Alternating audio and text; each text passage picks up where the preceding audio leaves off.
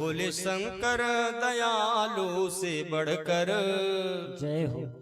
बोले शंकर दयालु से बढ़कर देवता कोई दूजा नहीं है।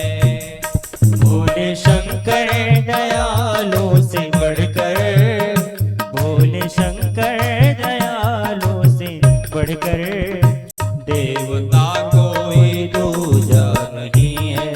नहीं है, देवता कोई दूजा नहीं है।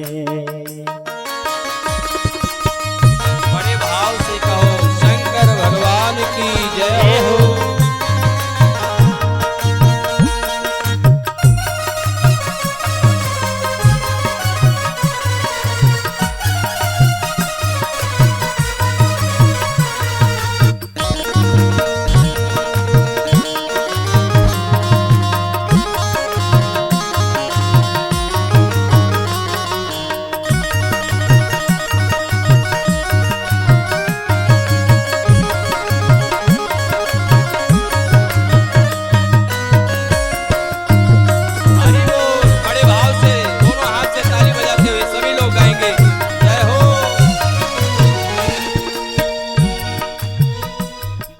शंकर दयालु से बढ़कर देवता कोई दूजा नहीं है। भोले शंकर दयालु से बढ़कर देवता कोई दूजा नहीं है। एक लोटा अगर जल चढ़ाओ, हर महादेव, एक लोटा भैया कौन कौन से लोग हैं जो एक लोटा जल रोज शंकर जी को चढ़ाते हैं? जरा हाथ उठाएं। जय हो जय हो। बस इतने लोग। मैं बड़ी ही जिम्मेदारी के साथ ये बोलना चाहता हूं कि जो लोग भगवान भोलेनाथ को एक लोटा जल रोज चढ़ाते हैं उनके जीवन में किसी प्रकार की कोई कमी नहीं रहती है। बोलिए शंकर भगवान की जय हो। एक लोटा अगर जल चढ़ाओ, एक लोटा अगर जल चढ़ाओ, लाभ को छोड़ हानि नहीं है। लाभ को छोड़ हानि नहीं है। नहीं है, लाभ को छोड़ हानि नहीं है। जय हो शंकर भगवान की जय हो। भाव से सभी लोग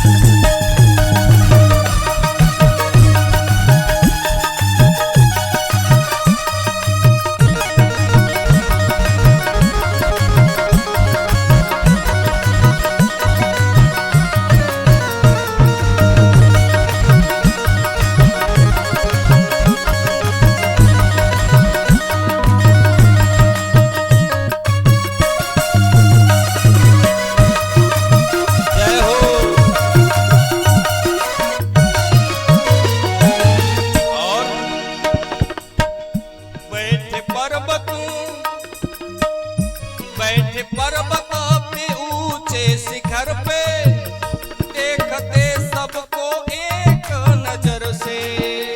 बैठे पर्वत के ऊंचे शिखर पे देखते सबको एक नजर से। बैठे पर्वत पे ऊंचे शिखर पे जय हो। देखते सबको एक नजर से। वो बैठे पर्वत के ऊंचे शिखर पे देखते सबको एक नजर से।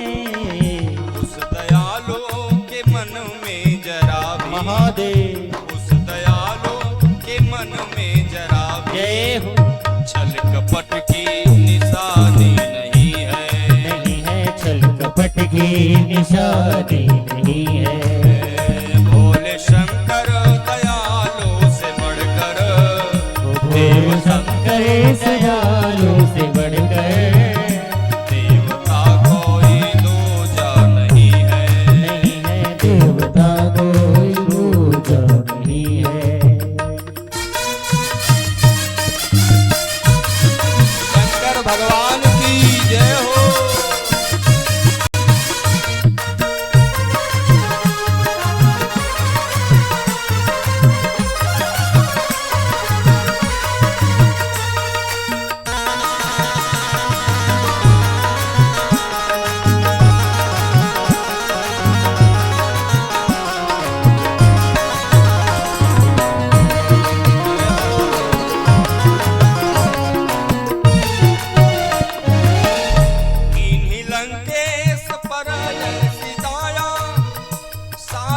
नगरी को सोना बनाया। लंकेश पर सरमाया, सारी नगरी को सोना बनाया।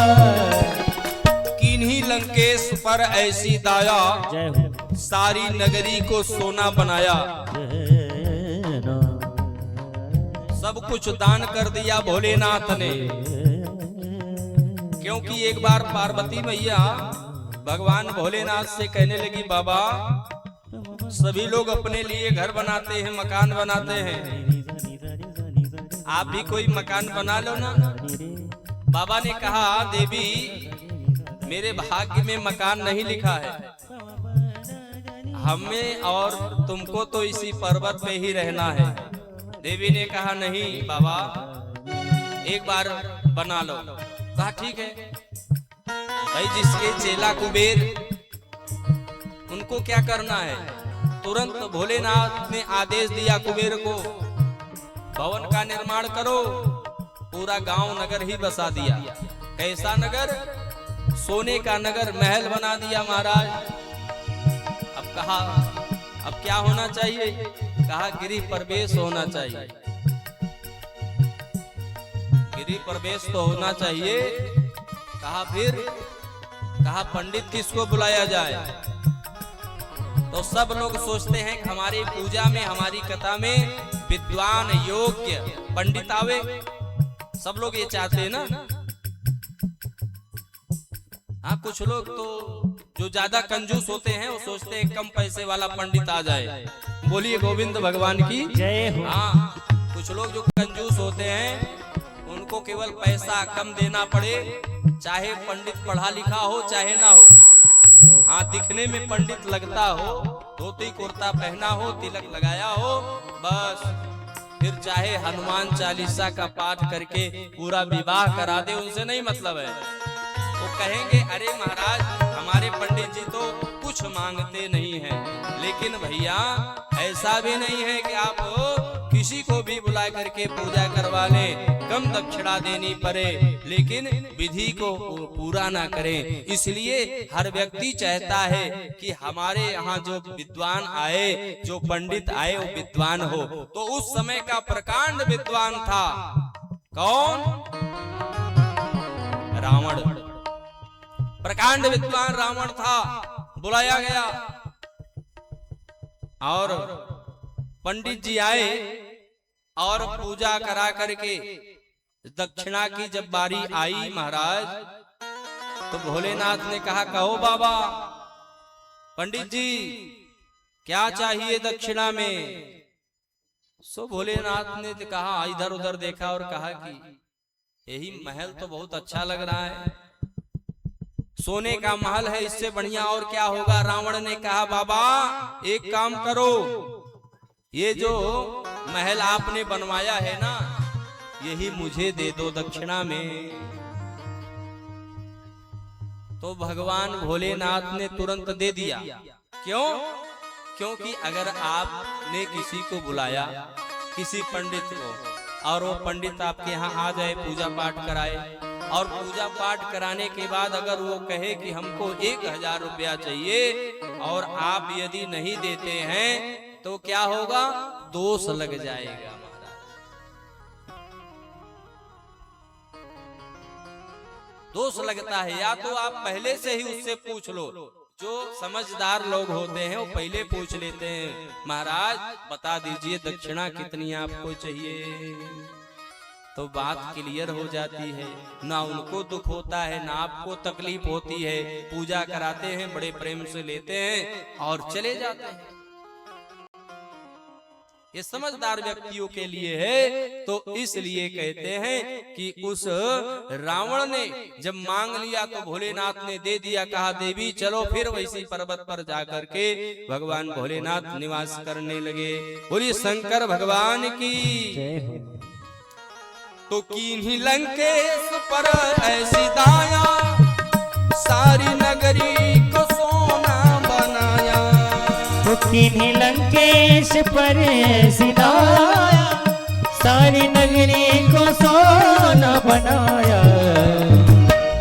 दास गिरधर कृपा कर कर सुनाया, दास गिरधर कृपा कर सुनाया, जिसमें कुछ भी कहानी नहीं है, जिसमें कुछ भी कहानी नहीं है, नहीं है, जिसमें कुछ भी कहानी नहीं है। भोले शंकर दयालु से बढ़कर, वो भोले शंकर दयालु से बढ़कर,